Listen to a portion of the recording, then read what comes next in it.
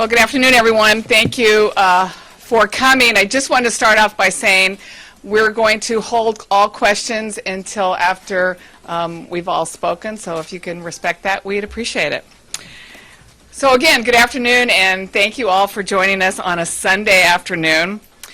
And we're here because over the last few days there have been two major earthquakes and a number of unnerving aftershocks here in California. And while many of us felt these quakes in different varying degrees, the epicenter was well over 100 miles away from most LA County residents.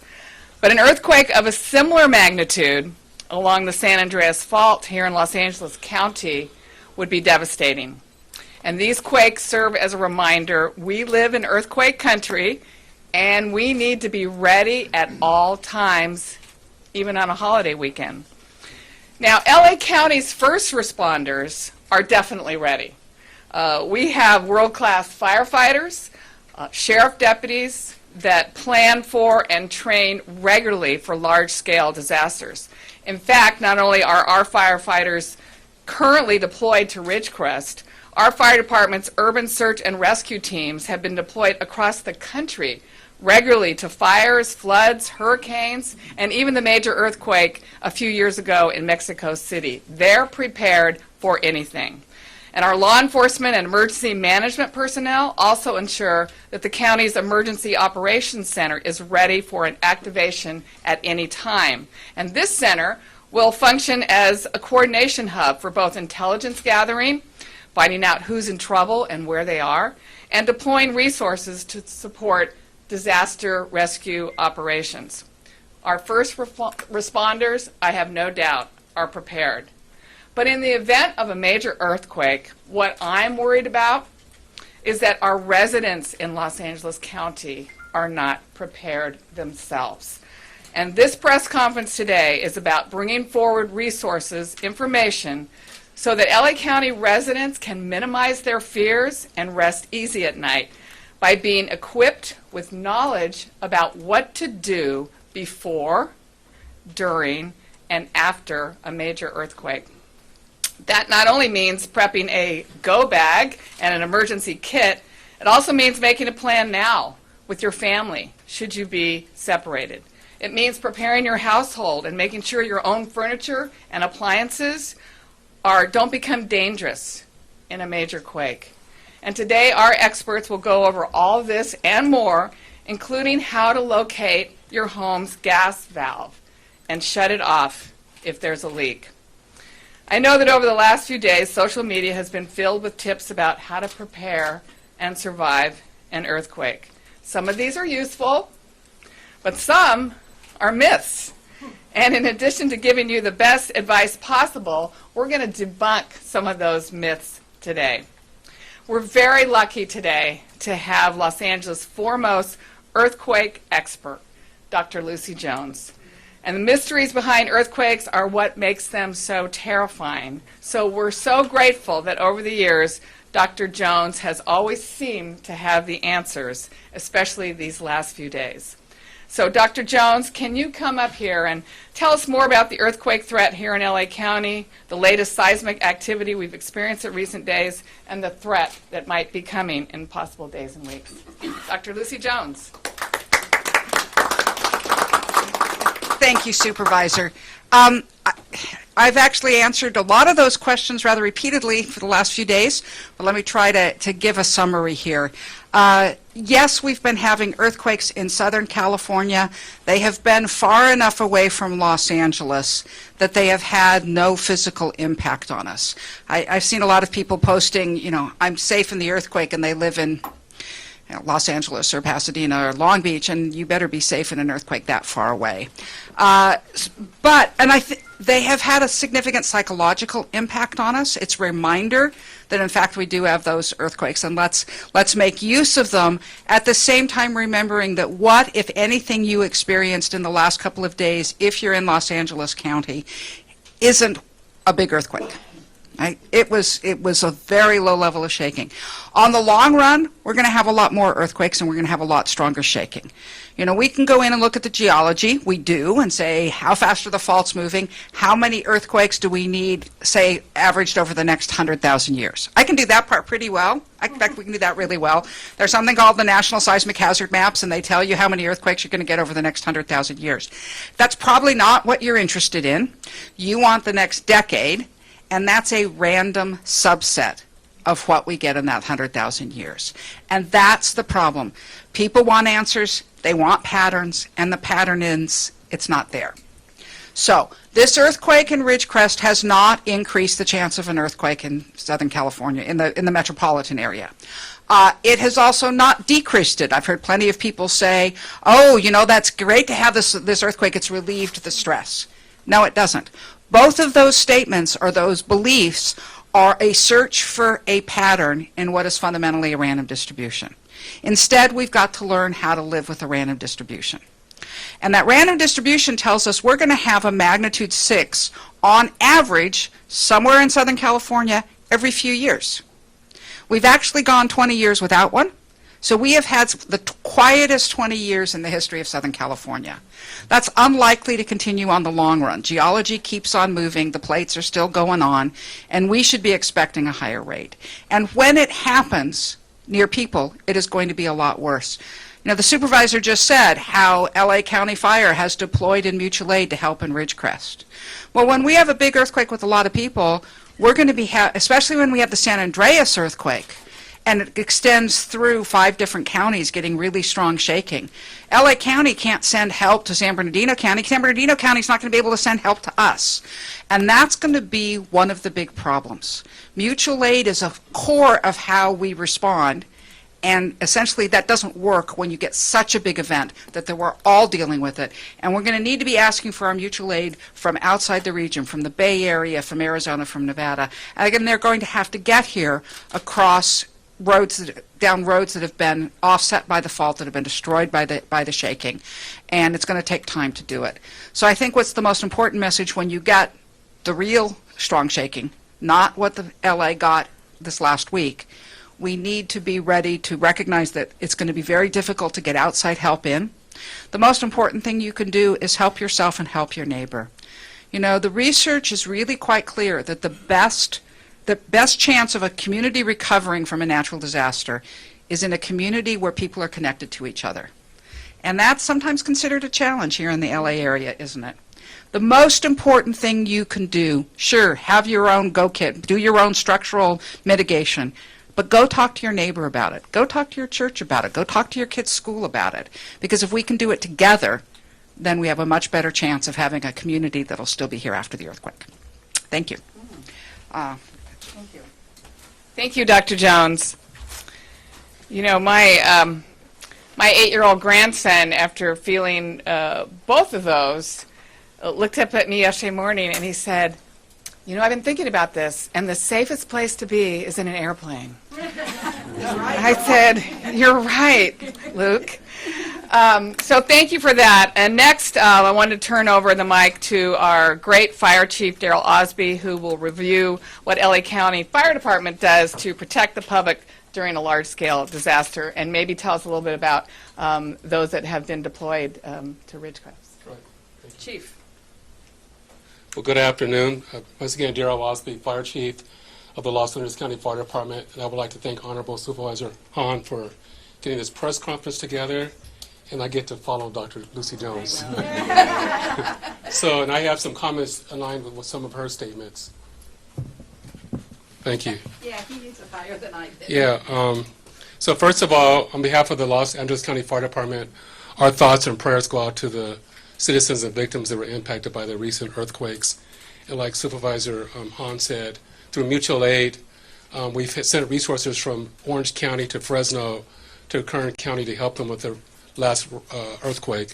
From our department, we sent, from the Los Angeles County Fire Department, we sent an urban search and rescue task force, and we sent a hazardous material task force to assist with the recovery in Ridgecrest. Our personnel are still there, and the last report I got is they're expected to be back home tomorrow. as it relates to preparedness, your Los Angeles County firefighters and lifeguards train every day in relation to all risk type incidents. And I would like to say that, and I believe that we're probably some of the most well-trained personnel in the world as it relates to all risk type incidents. One of the things that was mentioned by Dr. Lucy Jones, and I don't want people to be lulled into a situation they feel is safe, because we have not had a big one yet in Los Angeles. And that's what's the most terrifying to me as it relates to being a professional. We've had the Northridge earthquake, we've had the Whittier earthquake, and we've gotten through those with some damage. But I will tell you, the only catastrophic incident I've gone to in my career where there was a complete systems failure was Hurricane Katrina. And we haven't had a Hurricane Katrina type incident here. And if we did, then we would be concerned about numerous injuries, numerous deaths, thousands of fires, collapsed structures, and a potential tsunami. And that's the worst case type scenario that we're planning for here in this region. So just real succinctly, when we have an earthquake here in Los Angeles County, your firefighters and your lifeguards will do an assessment of their jurisdictions, and they're trained to do that. And so they will do an assessment, and then they will prioritize the things that they see. And our priorities as it relates to public first responders is life, property, and environment. So in a major incident, if you need assistance, it could be several hours to several days waiting for us to respond. So I know my counterpart later is going to talk about personal preparation as it relates to earthquake. I just ask that if there is a major earthquake, that for our citizens to stay off the roads unless it's an emergency, because we need to let our emergency vehicles transverse through the streets. So stay off the roads unless it's an emergency. If for some reason you do have to drive, then look out for downed wires, potentially damaged or collapsed structures.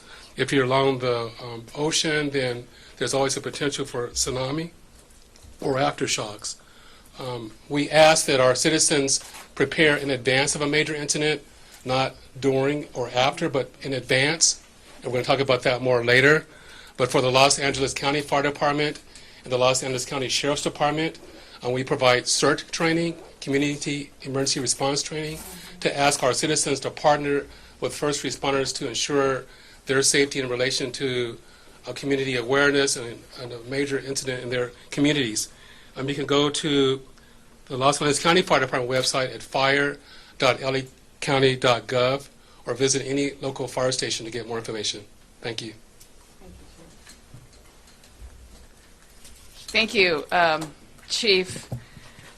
And just to let everybody know, if you want to get alerts from authorities during an emergency, we want everybody to sign up for Alert LA County at alert.lacounty.gov. You know, growing up, of course, my dad was the original Supervisor Hahn, and he was a preparedness guy. So he insisted that all of us in the family, including my mom, have a hard hat under our beds at all time, and a pair of tennis shoes, because he thought if an earthquake happened and the glass shattered, the first thing you'd do was step out of the bed, and if you had your bare feet, you could be in trouble. So to this day, that's what I do. But I know there's more things that we should know about keeping ourselves prepared. And from the Office of Emergency Management, we have Jeff Reeb and Helen Chavez, who will walk us through some earthquake survival tips. Thank you, Supervisor Hahn. Well, I think Dr. Jones made a very good case how it will be here when we have a substantial earthquake in Los Angeles. And for everyone to recognize that, you know, we were going to experience a period where we're going to be cut off from our normal supply chains. And then with all the messaging that's going on about preparedness, individual preparedness, it can seem a little overwhelming.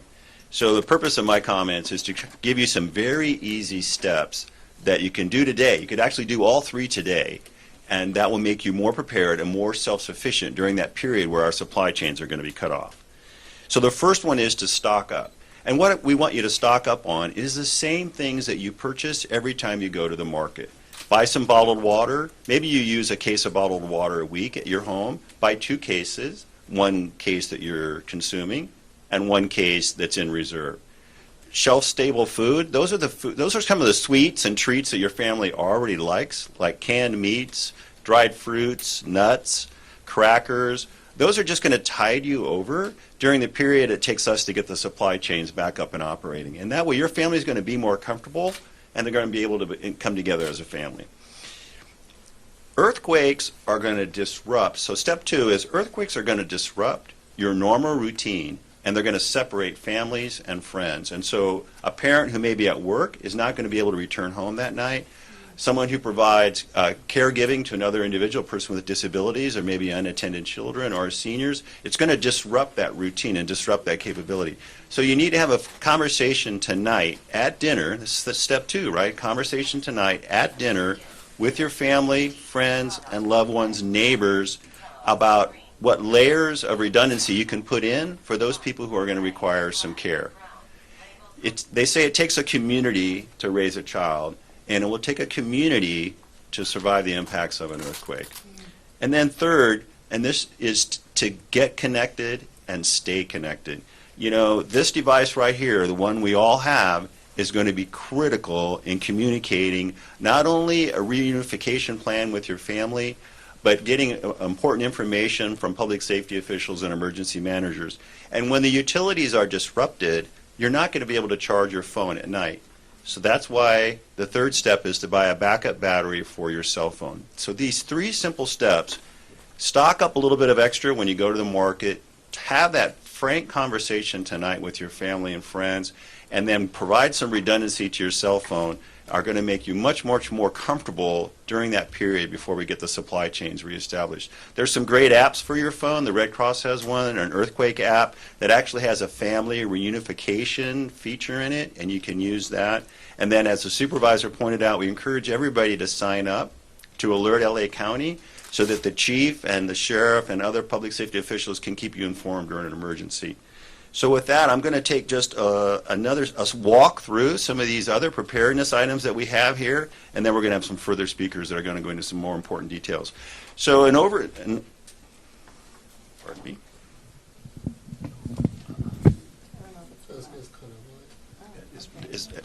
There we go. So what I'm covering a little bit more detail right here is covered very thoroughly in this emergency survival guide, which we have available in multiple languages, and it's also available online, provided by the County of Los Angeles. So here we go. So you may have to evacuate your home, or you may be evacuated and gone to a shelter. The more you have with you, the happier and more comfortable you're going to be. So the most important thing, the thing that becomes critical in short supply during a severe disaster of any type, is water. You know, most of us can miss a meal occasionally, but we can't go very far along without water. So we have water here in stable types of water, and even an empty water bottle lets you get water from another source and carry it with you. You know, our utility services are going to be disrupted. We know that's why it's so important to have a flashlight. And if you have a flashlight for emergency purposes, keep the battery separate from it. You know, when we open up that flashlight and the batteries have discharged, it's because they were in the device. They are shelf-stable like this for 5 years. I mentioned about the cell phone. Here's a cell phone solar charger. This will charge 3 or 4 cell phones and keep you going for days. When our normal utilities are knocked out, and then that's where a crank radio comes in, you'll be so hungry for information. This radio you can crank by hand, and it gets AM and FM broadcasts. Of course, as we saw in Ridgecrest, fortunately no lives lost, but people were injured. You know, you get the kind of bruises and scrapes that your father wanted to prevent you from.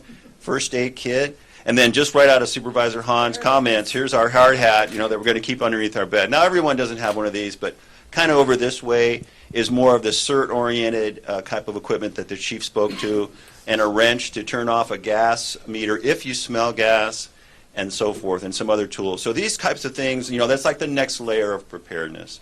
But with that, you know, there's preparedness physically, and there's also mental preparedness and our pets and so forth. So I'll turn back to Supervisor Hahn to introduce the rest of our speakers.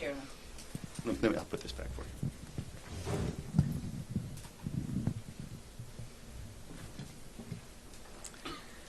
Thank you so much, Jeff. Really appreciate that. You know, the Northridge earthquake, of course, happened at 4 a.m., and I remember it being pitch black. And so I was glad that I had the flashlight by my bed as I wandered down the hallway to where my kids' bedrooms were. But so many things you don't think about until it happens. So now I would like to introduce Dr. Frere. No, Animal Control. Lisa, come on up and tell us about what we should do for our pets before and after.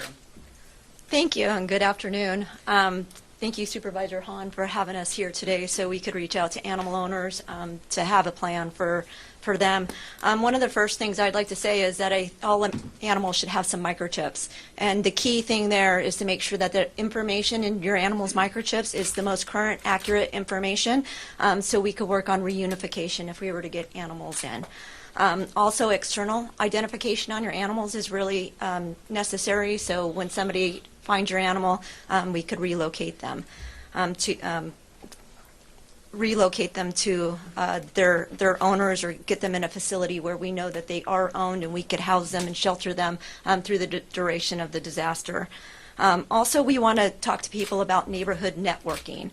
Get to know your neighbors, maybe share a key so somebody could come and check in on your animals if you're away from the home, or just have a plan that will include your animals. And this emergency supply kit here is exactly what we want people to do for their animals. You have a plan for your family, let's have one for your animals too. That includes current microchips, spaying and neutering all animals, health care, continual health care on your animals, and then also water supplies. We ask for you to have 7-day supply of food, water, and medication. You're going to want to have photos of your animal in your possession so you could prove ownership. And also, like I said, external identification and microchip information are going to be key. Working with your neighbors, know your neighbors so they could check on your animals. And then also, for those of you with large animals, it's going to require quite a bit more planning and preparedness. Horses, they could drink up to 20 gallons a day. Please plan for your family, but do not forget your animals. And thank you very much. Thank you. And on the water, when I was looking at a website, it was like 1 gallon of water per person in your family, including pets, unless you have a larger one, that can last you from anywhere from 3 to 10 days, possibly, until you get help. Okay, now we know that there is a public health angle to a major earthquake disaster, and I would like us to welcome Dr. Barbara Frere, who's the head of our Department of Public Health here in Los Angeles County. Thank you so much, Supervisor Hahn. I really want to acknowledge the exceptional leadership from the supervisor and all of our board supervisors on making sure that both LA residents and all of our counties are prepared and ready to provide support during an emergency. I also want to extend our prayers to those who experienced damage from the past 2 earthquakes and who are coping with either physical and or emotional distress. Our hearts go out to you. There are many, these events this past week, as all of the speakers have noted, are a reminder that an earthquake could happen at any time, along with other disasters that we don't anticipate and that we aren't necessarily sure are going to happen or when they're going to happen. And I think while it's stressful to think that you're living in a community where a disaster could happen, oftentimes if you take some steps to prepare yourself, it actually helps reduce the stress. I want to really focus on the fact that we need to make sure that with all of the planning we're doing, we're taking into account the special needs of some of our populations and in some of our communities. I want to note that people who have physical limitations, mobility issues, people who are struggling with hearing or vision loss need to have their own set of plans, and those plans need to be very thorough and include support networks. We actually have a guide that's on our website for all folks who may have differing abilities to help them get ready and help those who love and support them be there appropriately during any emergencies. So I really urge us, somewhere between 10 and 20% of people who live in LA County are struggling with some kinds of physical or emotional limitations. And it's our job really during emergencies to make sure that they're as well prepared as the rest of us. So I'd like to urge that as part of that preparation, and Jeff, I'm sorry because I'm going to add a few more things to the list of activities that people can actually do today. And these really will help us prepare ourselves and the people we love. One is it's really important to make sure you've created your contact list, particularly for people of differing abilities. This contact list is essential during emergencies. And you want to share this list with folks who you have on it so that they understand the roles that you may ask them to play during emergency situations. These are people who you will need to get in touch with immediately after an emergency. So be sure today, as you're having your conversation tonight with your family members, make sure you have this contact list ready to go and you've issued those notifications. You also need to gather important documents and scan and take pictures of those so that you can take them with you when you're leaving, or keep them with you. Our phones, as people have mentioned, are good places for important documents to be kept. But you need to do this so that you have those documents with you in an extended period where you're not at your home, or in the case where documents get destroyed or lost during the emergency. Think of every family member's, and this includes pets, medications ahead of time. And make sure you not only are keeping a supply that goes from 3 to 7 days of essential medications that's packed in that go bag, but you also are taking pictures of either prescription scripts or the bottles of the medications. Again, this is information that's sometimes lost during an emergency, and particularly for people with underlying health conditions, these medications are often life-saving. And they need easy access to them and cannot, in fact, be without them for any periods of time. And the last thing is I want to echo what I think you've heard from every speaker, which is that it's so important to connect with local community groups, faith-based organizations, your CERT team ahead of time. So that's something else you could do today. Figure out who your community support network is going to be or is, and make sure you already are connected with them. And then spend the next couple of weeks making sure that as part of being connected with another community group or faith-based organization, you're all taking time to figure out what the community plan is. All the lessons we have learned from all past emergencies have really indicated that first responders are often the residents who are there when an emergency happens, and sources of support immediately in the aftermath of all emergencies are, again, people in the community. So this is a vital step that we would ask that you all immediately put in as part of your action plan. This is what I'm going to do today. This is what I'm going to try to accomplish. I want to give a couple of other just pointers around cars because we live in a vast 4,000-mile county. And the importance of thinking of the fact that many people spend a lot of time in their cars and may in fact be in their cars during an emergency. So please, when you think about that go kit that you might take from your house, you need a second go kit that you're going to keep in your car. Because you may, in fact, be in your car. And you also need to think about putting some sneakers or comfortable walking shoes in your car in case you get stranded in your cars. I mean, we're a unique community in the fact that so many people spend a lot of time in their cars and can, in fact, be in their cars.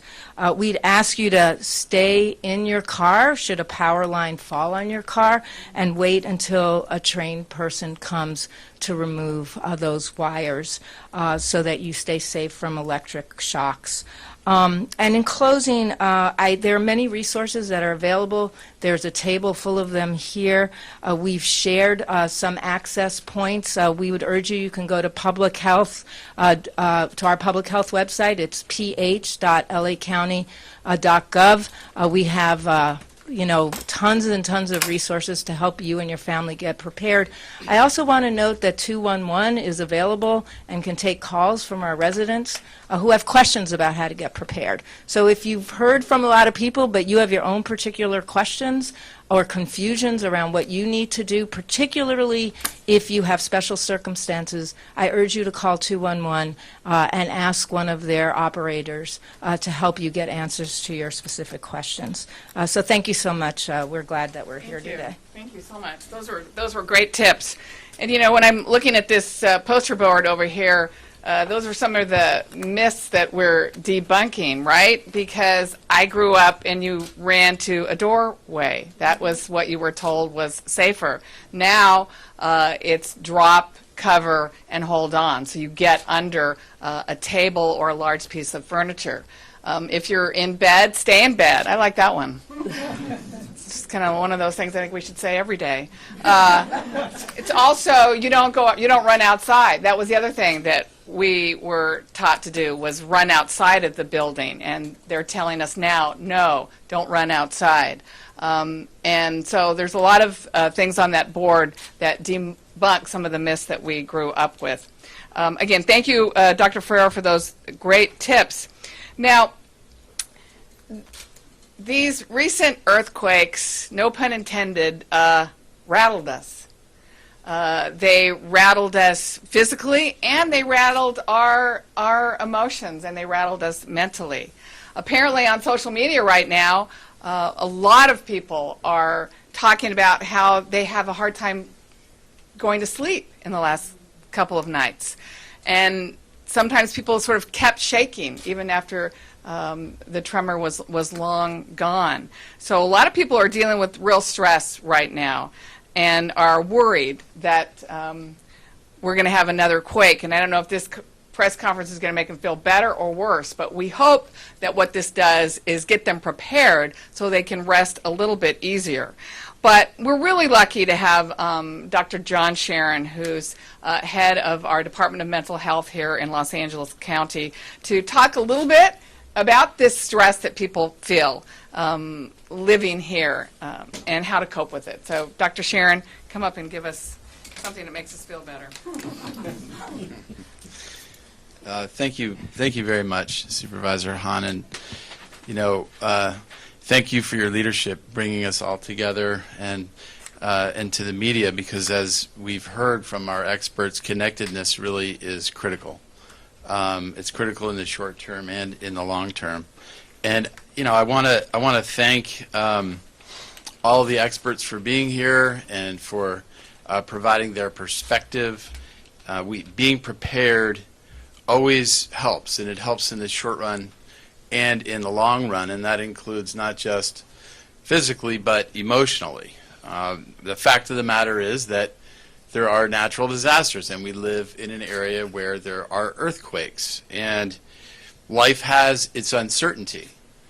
And uncertainty can be scary, but the facts are the facts, and if we let them be the facts, and if we understand them, and we incorporate them into our daily lives, they're less threatening. That's a critical piece, I believe, of living in an area where you have these types of threats. The fact of the matter is, being in an earthquake for the first time can be quite alarming, and being in an earthquake when you've been in one in the past, particularly one that was significant or has caused damage to you, to your neighborhood, to people you know, can even be worse. And that trauma, initial trauma, and post-traumatic reaction are actually quite normal in the short run. People who feel like they've drank too much coffee, they feel anxious all the time, they feel maybe scared to go out, they're not eating or they're not sleeping as they usually do, they're having trouble engaging in normal activities. Those are normal responses in the short run, but those are things that over time indicate that you or a family member or somebody else might need help. The other thing to realize is that the impact of trauma isn't always apparent and can be difficult to identify. And I would really, really recommend that parents take careful notice of their kids and how their kids are doing. It's good to talk about the situation. It's good to try to process this information so that it doesn't get bottled up and take on additional meanings that would have a longer-term impact. Especially the case if a kid is not sleeping well, or a kid is behaving in a strange way, or not participating in school in a way that is customary for that individual. It really all starts with self-care. We have to make sure that we're taking the time to engage our daily routines, that we're sleeping, that we're eating, that we're communicating, that we are in touch with people that we care about at home and at work. Secondly, it's critical that we look out at the other folks that we have in our neighborhoods, as we have heard, but also in the workplace. And that we stay connected on a regular basis in the aftermath of something that's gone on, recognizing that the implications can be longer term. And the last thing that I really wanted to say is that in times of stress, one of the best ways for people to kind of move forward with themselves and with their families is to serve others, is to engage through local community groups, helping out with other families' children, engaging with the faith-based community, doing things that will help maintain that fabric and that connection. And I'll tell you that the Department of Mental Health is very active right now and is not just standing by for Los Angeles County, but our neighboring counties as well. And I'd like to give you our phone number, which is 800-854-7771. So anyone that themselves or in their family has concerns about their response to the recent earthquakes, please reach out, and if we're not delivering care directly, we certainly will help get people to the types of services and resources that they need in the short run. Thank you very, very much. Thank you, Dr. Sharon. So our last speaker today, and then you can have at us with your questions, all these experts, particularly Dr. Jones. So the reality is, no offense everybody else, I know, let me rephrase that. Dr. Jones, along with the many LA County experts. Let me rephrase that. So one of the realities after a major disaster would be our local economy. And while safety, mental health certainly are big priorities here, there's important steps that local businesses can take to prepare for a major disruption like an earthquake.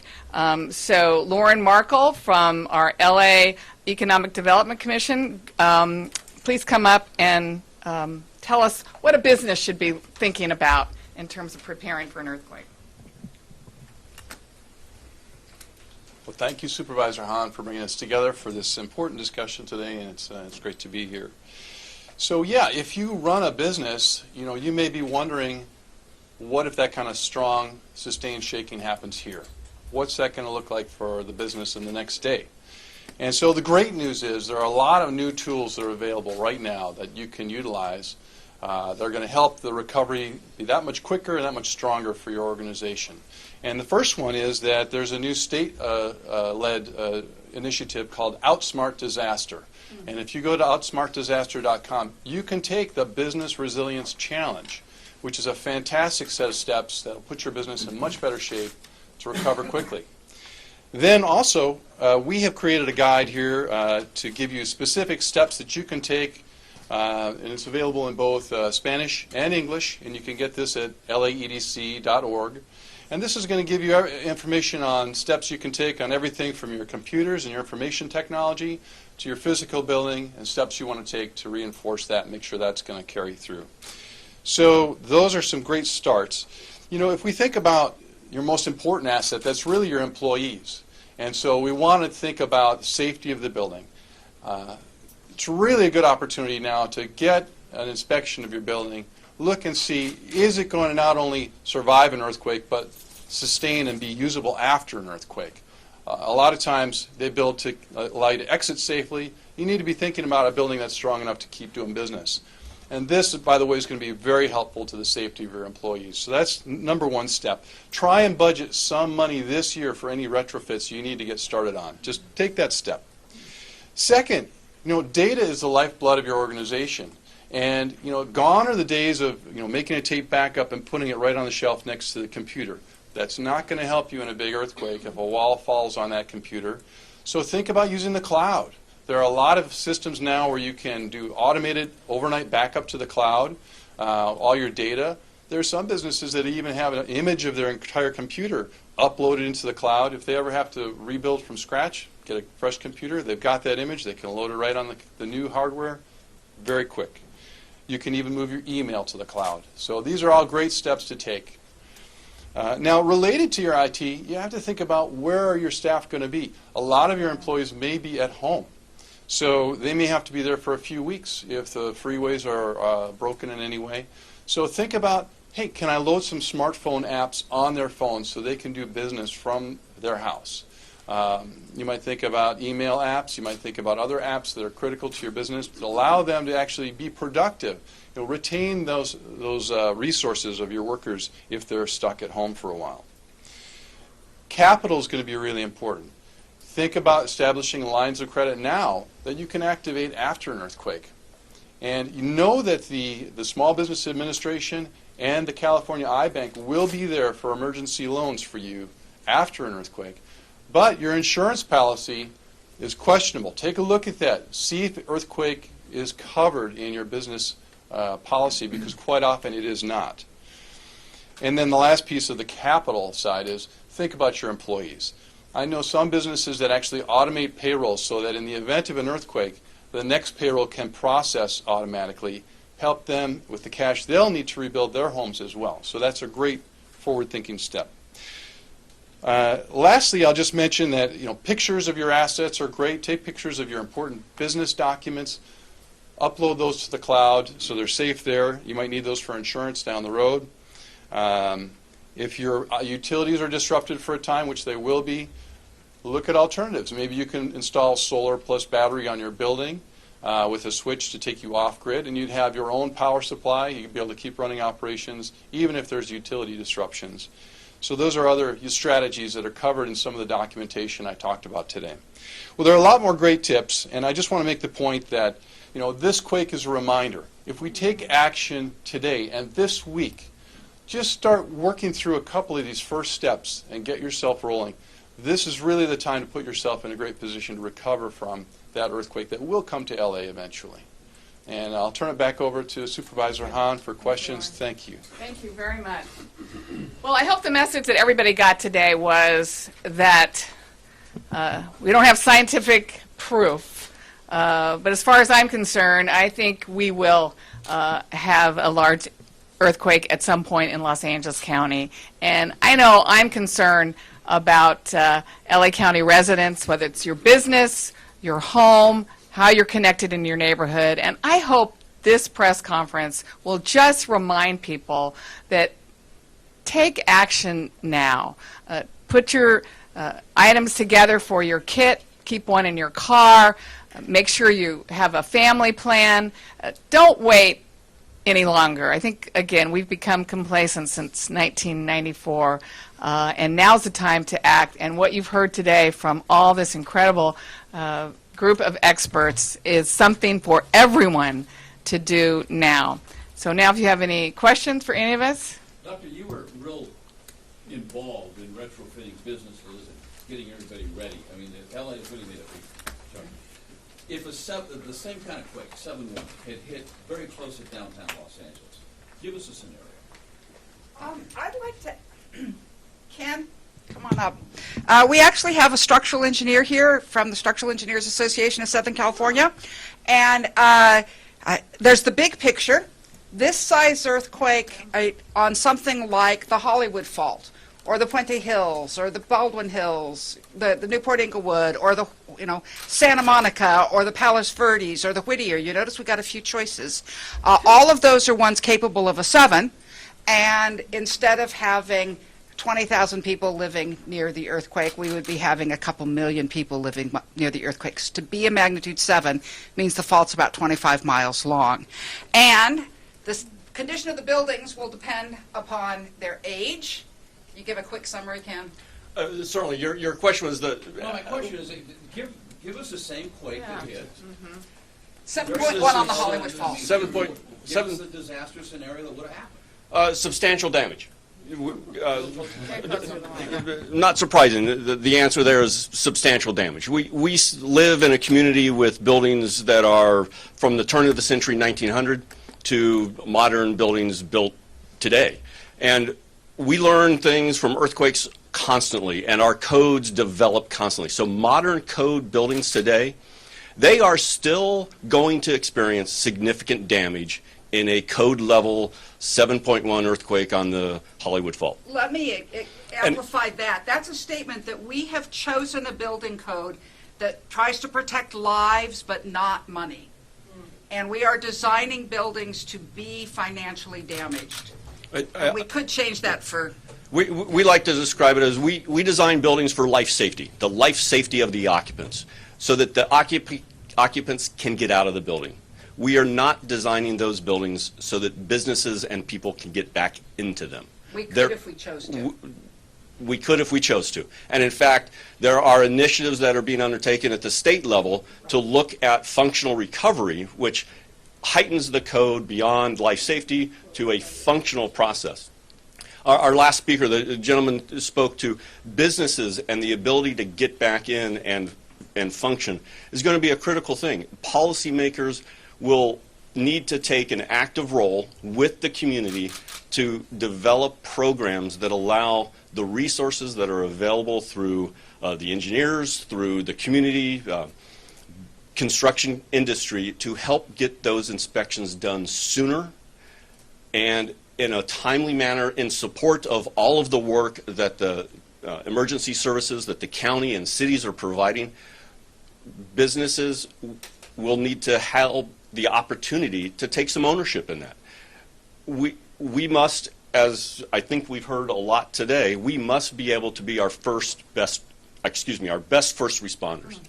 And by doing that, it doesn't just mean having your equipment in a go bag. It means taking the steps to understand what you need to support. I'm a structural engineer. I'm going to suggest that we need to understand our building inventory. Inspect it now. Make purposeful retrofits. Understand that those retrofits are there intending to help save your life, help you get out. But that retrofit could be better. It could be stronger. We could actually retrofit beyond even what we're retrofitting today. We could expend more. Doctor, were you surprised that there was, it was a very large jolt. Was there any way to measure what that jolt was in LA on the, Oh, yes. You had the 7.1. What did we feel here in LA? Okay, we felt a 7.1. 7.1 is the magnitude, which is what tells you the total amount of energy released. What you're asking about is actually seismic intensity. What was the intensity of the shaking we received? That's measured on a different scale. It's called the Modified Mercalli Intensity Scale. On the China Lake Naval Air Station, they were recording intensity 9, which is what we had in Northridge in the Northridge earthquake. Here in Los Angeles, we experience intensity 3, which means most people feel it, but if you're walking around, you don't. I was taking a walk. I did not feel the earthquake. And the one on Friday night? Because that really shook people up. That is Friday night. That was Friday night. Yeah, Thursday night was also intensity 3. The Friday night lasted a little longer and somewhat stronger for us here. We did not get strong shaking in Los Angeles. If you're scared, maybe I think that idea that, PTSD because you went through Northridge, I get that. And a lot of people were going through that. But that is an important psychological issue, but also a physical issue. Dr. Lucy Jones did not feel the earthquake? I thought, like any earthquake that happened in the world, you sort of got the hair on the back of your neck. If that was the case, I'd never get any exercise. Thank you. I know, I could see you might be needing to leave. Any more questions? Yes. I'd like to know about safety. We get, I live in a condominium here, and we get some non-residents that try to come into our building. What do you do about safety? You can't call the police to have them address something like that, unwanted intruders. I'd like to make a comment that our experience in big disasters, when it's bad, we see more altruism than any other time. I think you will not find, it's very unlikely you're going to be finding people coming in trying to hurt you after the earthquake. You're probably going to be seeing people coming in trying to help you. It's a bonding experience, and it's a common feature when we look at what happens after big disasters. And it brings out the best. Good answer. You know, I would say we also have Sachi Mai here, who is our CEO of the County of Los Angeles. And Sachi is working on an initiative for LA County employees to find other spaces to work than coming to their regular workplace. We have 110,000 employees in Los Angeles County, and we're looking at the idea of different satellite workspaces even now, so that county employees don't always have to think that they have to show up at the same place, particularly downtown Los Angeles, even now. So that program actually is going to become very valuable in case of a major disaster. It's very innovative. Okay, well, How can we obtain the emergency service guide? Can we purchase it for distribution, like at work? why don't you come up here and answer that question? Jeff. Thank you. The question was about the emergency survival guide, which was, pardon me.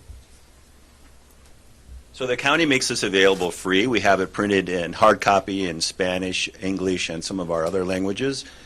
Oh, pardon me. No, Oh, you- no, I'm with you. And also, we have it available online at our websites. Dr. Farah mentioned, I think it is on the public health website. It's at lacounty.gov, available downloaded in, I believe, 14 different languages. So it's readily available, and just follow up after the conference, and we'll put you in touch with the source, okay? Okay. All right. Thanks again. If there's no more questions, thank you so much for covering this. We hope this gets the word out to all LA County residents. Thank you. Thank you.